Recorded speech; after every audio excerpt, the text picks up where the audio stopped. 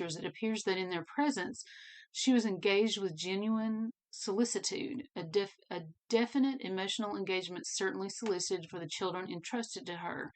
Yet, as soon as the adults had their back turned, she escaped to play childish games. So she would act as if she was taking care of that child. She was so concerned about that child. And then as soon as she got the opportunity, she would go and do her own thing. You could make the assumption that if she was able to play people like that, that she had to have some level of intelligence. Maybe not book smart, maybe not that type of intelligence, but she might have been, a wily character. She might have been someone who can turn it on and turn it off, which would suggest that she was intelligent to some degree. It might also just say to us that she was, an evil, conniving person. And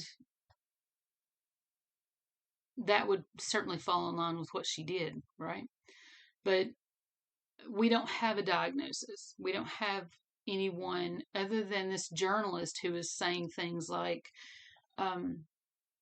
she was definitely emotionally engaged with the children, and that, or that she had a cerebral disturbance. So the writing of this is very interesting. They don't really know. Where do you classify a young child who is capable of killing someone in this manner? So when she was 13 and a half, this says when she was 13 and a half last spring, she left school to become a nanny. So she quit school, and they allowed that back then. I guess it wasn't I would say that going to school was a privilege still at that time, and not something that the law mandated like today. But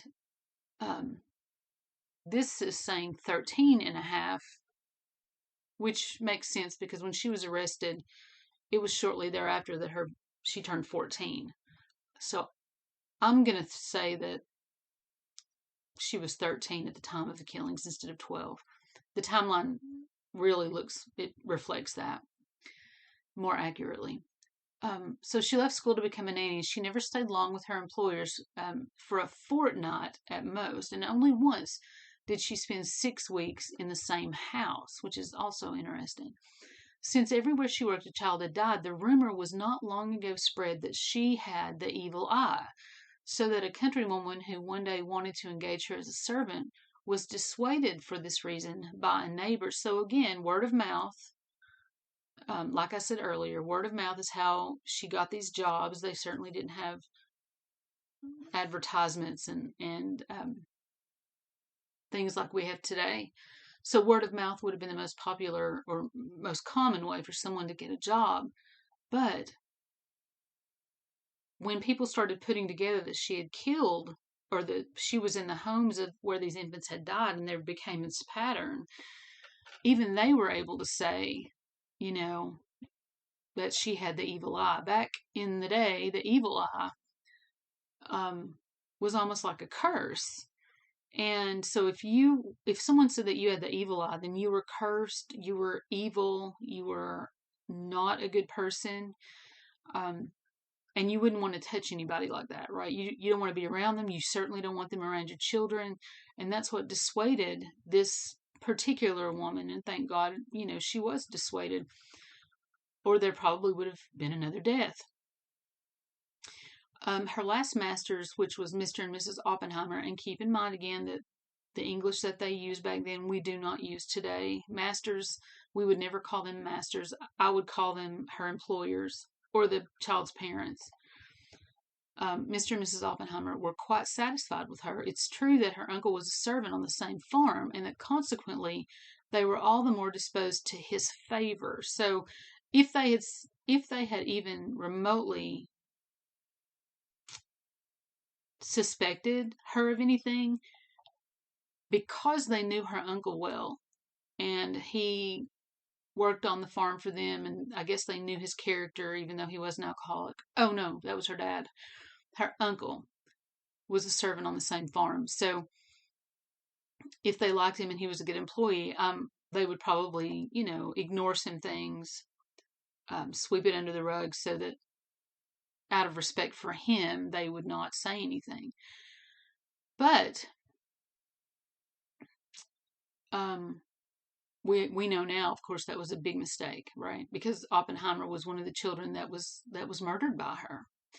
Now, in this last article, again translated from French, this was published in Berlin, and back then, they didn't have newspapers like we have today. They didn't have the mail service where you get newspapers, that kind of thing, in these small villages, but they would dispatch things, kind of like sending a telegram, right?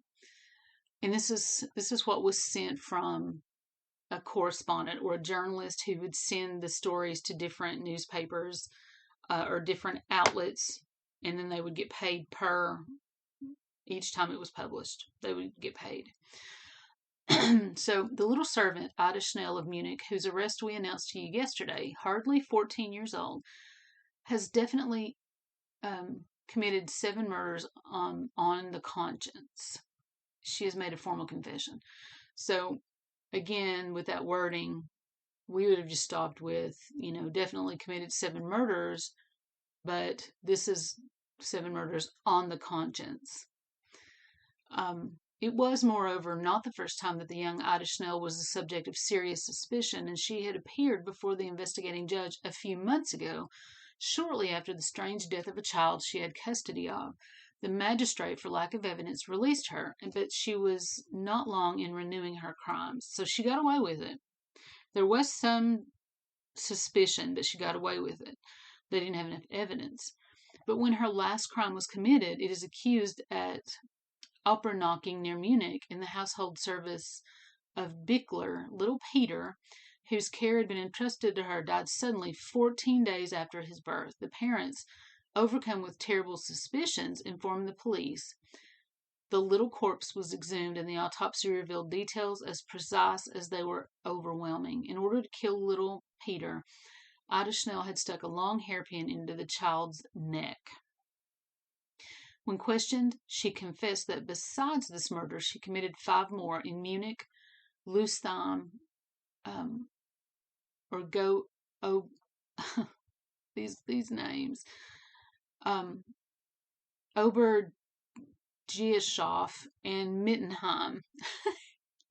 I know I just butchered that. I apologize. As a result, the police ordered the exhumation of the bodies of all 5 victims. Physically, this precocious criminal appears as a skinny girl, puny for her 14 years, seemingly barely 12. She is the natural daughter of a worker and seems to have been raised a little at random in the usual habits of the poor. And that tells us that word squalor was used earlier, indolent. Her intelligence was well below average. Was it because she was born that way? Did she have some genetic disorder? Did she have some major disability? Or was she just evil? Or maybe she didn't go to school and she didn't have that academic knowledge, but she had other cunning knowledge. And I've said this before, and I do believe this. I really do. I think there are some people who are just born evil.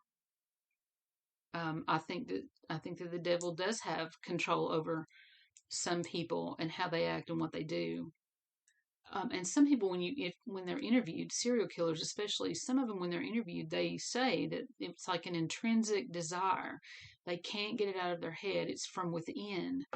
And that suggests that regardless of their upbringing, regardless of their external experiences and their environment, they would have probably ended up killing someone anyway, because that was just intrinsic. It was inside of them.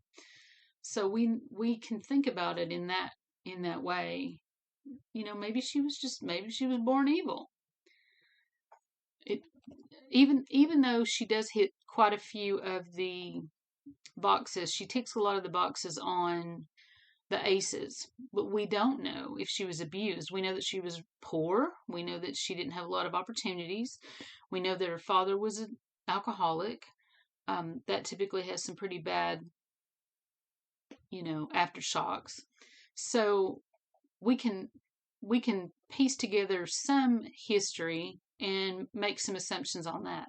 I tend to think people like this, though, are just evil. They're just evil.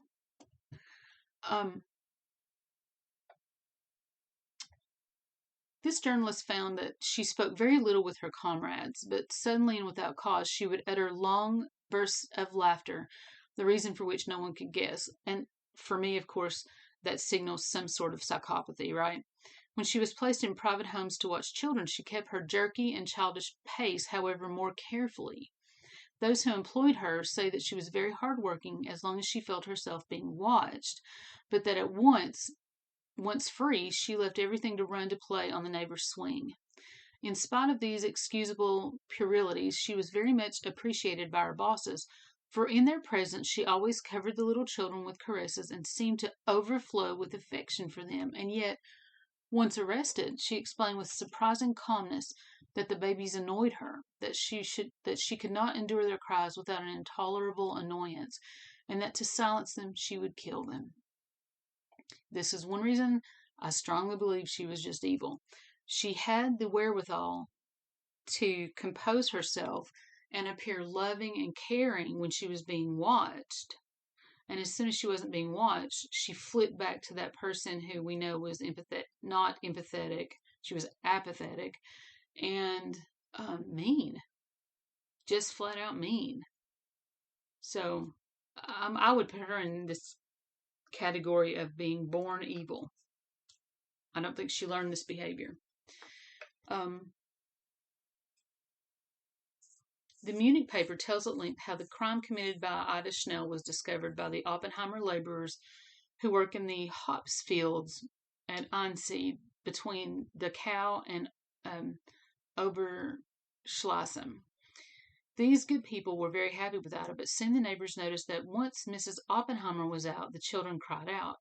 On September 18th, which was a Tuesday, Mrs. Oppenheimer noticed that her baby was very agitated but could not discover the causes of the discomfort. On Wednesday at noon, on her way back from the fields, she found Ida Schnell playing with the dog in front of the door. "Why are you not near the child?" she said. "I think he's dying. Perhaps he is already dead," replied the young maid, without showing the slightest trace of emotion. The child was still alive, and even seemed to recover, so that the mother returned to the fields in the afternoon. In the evening, when she came back, the baby was dying, this time in atrocious convulsions. He died. The doctor examined his corpse, but could not discover anything abnormal except 2 traces of almost imperceptible stings on the neck. The child was buried on September 21st. Ida Schnell attended the ceremony and returned the next day to her father's house. What attracted and fixed the suspicions on the little maid was that she changed her place very frequently. After 15 days, 3 weeks, 6 weeks at most, we inquired in the neighboring villages, and we learned that all the children entrusted to her care had died suddenly. It was Dr. Fishy of Rohrmuse who denounced Ida Schnell to justice. So, as the journalist said earlier, the exhumation of Bischler's son was ordered. In the presence of the corpse, the guilty one made a confession. These crimes, scarcely credible, produce in all Bavaria a sensation of considerable horror, and a sensation all the greater since, for the last few years, facts of this kind have become very frequent. This is why the examining magistrate in charge of the affair receives by the court a considerable quantity of complaints from unfortunate parents in mourning. So they were seeing an uptick in these type of things happening. I don't know that it was significant enough to make a ripple in history, because I've never read about, the early 1900s being a time that was particularly wrought with this kind of thing. In my reading, it's still very rare, just like today. I mean, it's rare. It's just things like this don't happen every single day, and that's because Well, number one, we have some safeguards in place, right? We have cameras in our homes, and certainly if you've got someone